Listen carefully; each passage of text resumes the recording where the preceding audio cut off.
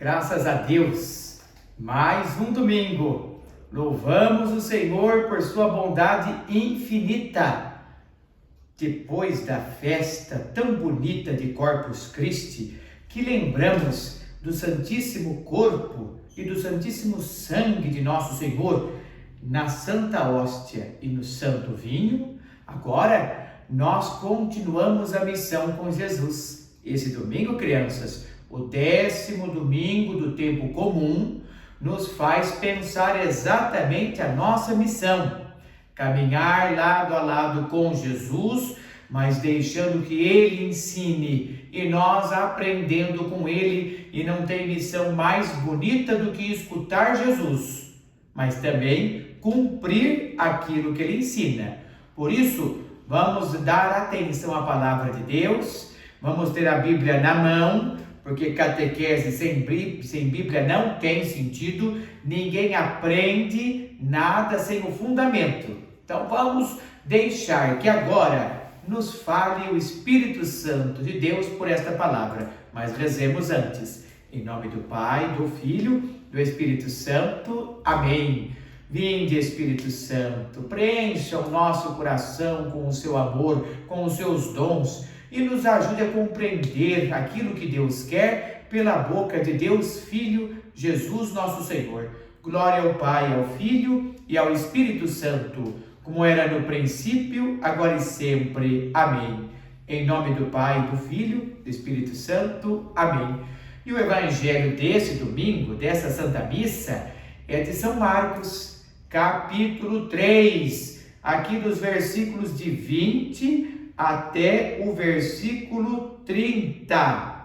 Mas nós sabemos, para ouvir isto, Bíblia na mão. E vamos seguir estas palavras. Naquele tempo, Jesus foi para casa, e de novo a multidão se aglomerou de modo que eles não conseguiam nem comer. Quando souberam disso, os parentes de Jesus foram detê-lo, porque diziam: ele está ficando louco. Os doutores da lei que tinham descido de Jerusalém diziam: ele está possuído por Beelzebu. E ainda, é pelo poder do chefe dos demônios que ele expulsa os demônios. Então Jesus chamou todos para junto de si e lhes falou em parábolas. Como pode Satanás expulsar ele mesmo? Se um reino se dividir contra si mesmo, esse reino não consegue manter-se de pé. E se uma casa se dividir contra si mesma, essa casa não poderá manter-se de pé. Ora, se Satanás levantou contra si mesmo e se dividiu, não consegue se manter, vai se acabar.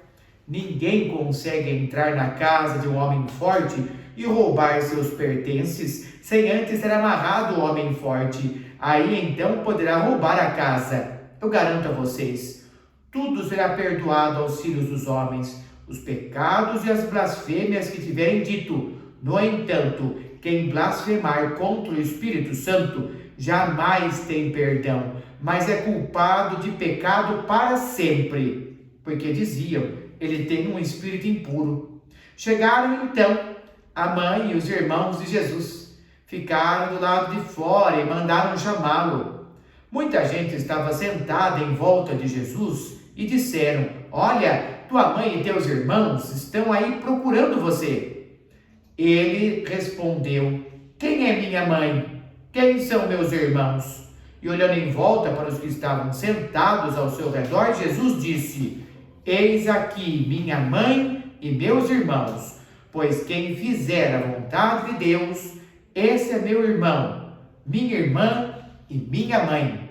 Para nós, estas são palavras de vida e de salvação. Glória a vós, Senhor.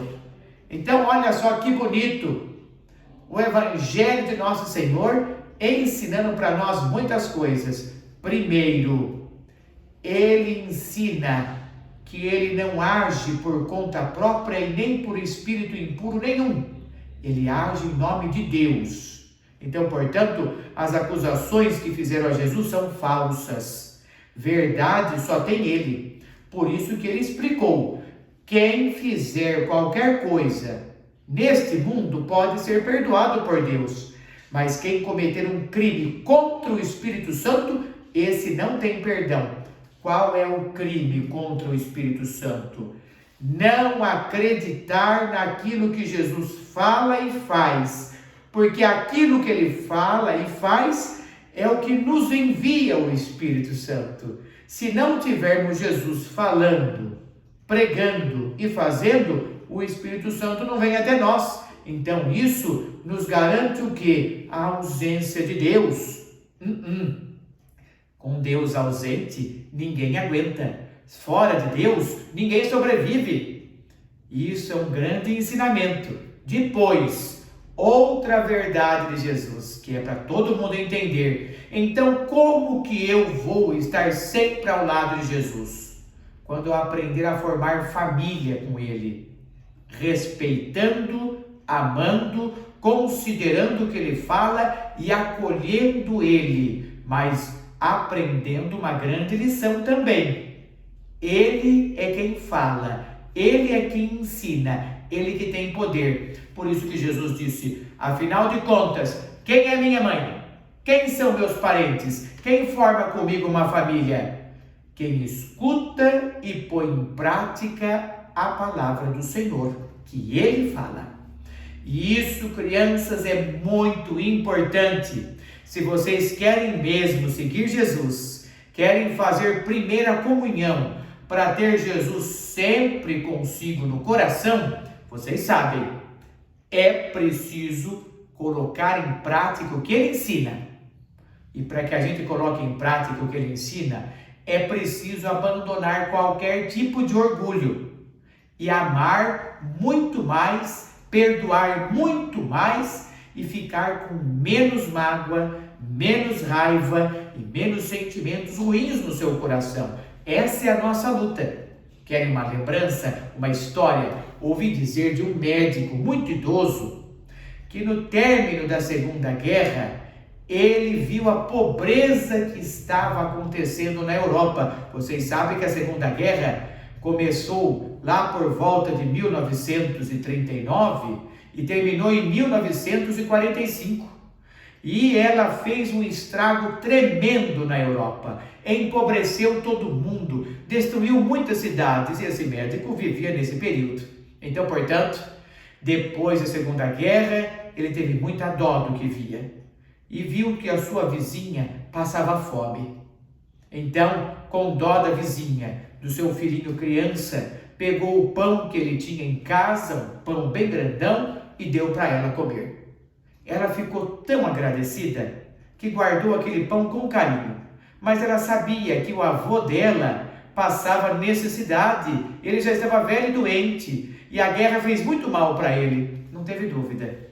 Pensando muito mais nele do que nela, ela mandou o pão que ela ganhou para ele, para que ele se alimentasse e ficasse mais forte.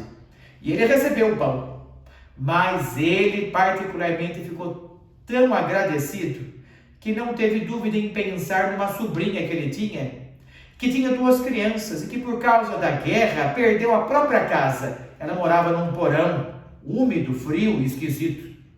Ele não teve dúvida, ele já estava quase velho e morrendo, então preferiu mandar o pão para a sobrinha. Este pão foi enviado e a sobrinha, que tinha 2 crianças pequenas e doentes, ficou muito agradecida por receber o pão. Mas as crianças iam ficando cada vez mais doentes, precisavam de médico.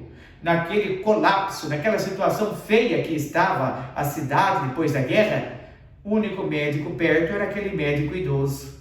Foram atrás dele e ele atendeu prontamente as 2 crianças, ajudando e dando remédio. Mas ela não tinha como pagar. Ele não quis cobrar, mas ela, por gratidão, deu o pão que ela ganhou para ele, dizendo: é o que eu tenho de melhor agora para te dar. E ele recebeu de volta o próprio pão que ele tinha enviado. Ele ficou tão emocionado de receber aquele pão, que ele disse e depois escreveu no seu diário uma coisa importante: enquanto permanecer vivo entre nós o amor que reparte seu último pão, eu não tenho medo do futuro. Este pão alimentou o espírito de todos os que necessitavam, sem que ninguém comesse dele um pedaço sequer. Vou guardá-lo bem, e quando o desânimo se obtiver sobre nós, vou ensinar a olharem para o pão, mostrar o pão e partilhar o pão. E assim o médico morreu. Deixou o pão guardado dentro do guarda-roupa. E depois de algum tempo, seus filhos, vendo as coisas que estavam lá dentro, acharam o pão seco. Acharam o que estava escrito sobre o pão e não tiveram dúvida, voltaram a guardar o pão. E eles tomaram sempre uma atitude diferente cada vez que olhavam para aquele pão. Pensem comigo, há um pouco menos de uma semana, nós celebramos Jesus feito pão na Eucaristia. Hoje nós aprendemos que quem quer formar família com Jesus tem que pôr em prática aquilo que escuta. E o que significa aquilo que Jesus ensina e pratica? A justamente partilhar. Ele que também partilhou o pão com muitos, ele que se faz pão para alimentar a alma de muitos e ele que nos ensina que se não aprendermos com ele e a viver como ele, não aprendemos o principal, que é amar. Não amar do nosso jeito, mas amar partilhando. Eis o segredo da nossa missão.